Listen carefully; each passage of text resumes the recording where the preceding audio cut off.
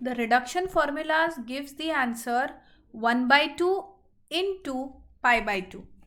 So let us substitute the answer of I1 in equation 1. So we get pi by 4 sine theta d theta. So after I integrate this, I will get this as the answer. So the answer is pi by 4 into pi by 2. My final answer becomes pi square by 8. Take another sum. 0 to under root of 0 to a constant, 0 to a, the outer limits are 0 to a,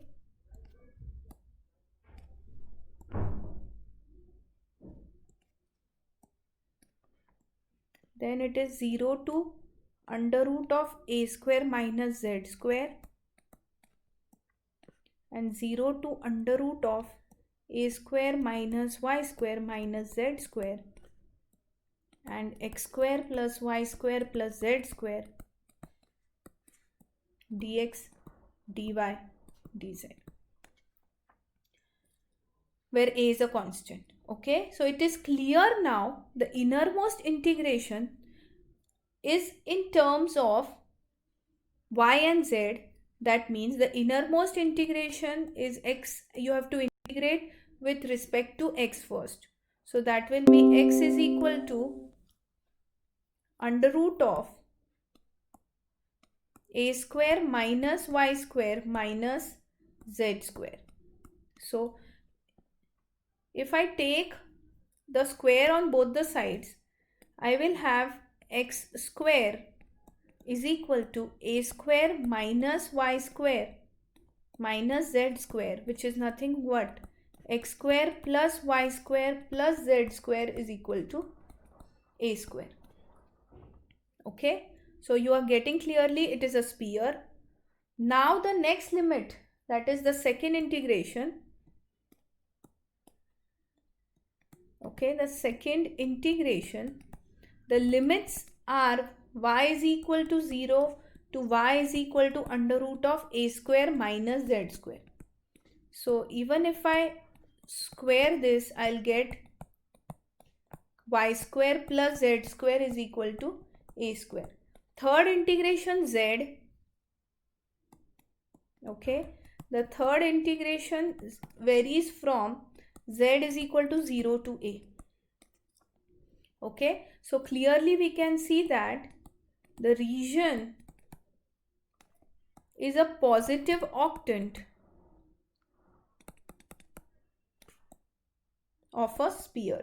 Now when I have done the limits of positive octant of the sphere, so we will transform the whole thing into spherical polar coordinates. So spherical polar we have seen now in the earlier sum. I am not writing all the coordinates. You can write it on your own. What is x, what is y, what is z? You will write those spherical coordinates, and then we can write that it is the standard limits of positive octant of a sphere. So my integration I will become 0 to pi by 2 positive octant. You know the theta is 0 to pi by 2. Just now we saw the sum, and the value for r is 0 to a. Right? So let us substitute in the original question. X square plus y square is z square, and dx dy dz can be written as r square sine theta, that we saw because the Jacobian is r square sine theta, dr d theta d phi. Okay, I can integrate this directly. No need of I1 I2. We do it directly, right? So 0 to a I get, and integration of this is r raised to 5 upon 5, 0 to a, and sine theta d theta d phi. So this will be a raised to 5 upon 5, that will come outside the integration. 0 to pi by 2, 0 to pi by 2, Okay, I have sine theta d theta d phi. So one limit will be pi by 2 and one limit will be 1. So a raised to 5 upon 5 pi by 2 into 1. So my final answer is pi a raised to 5 by 10. So in this lecture, we have taken the illustrations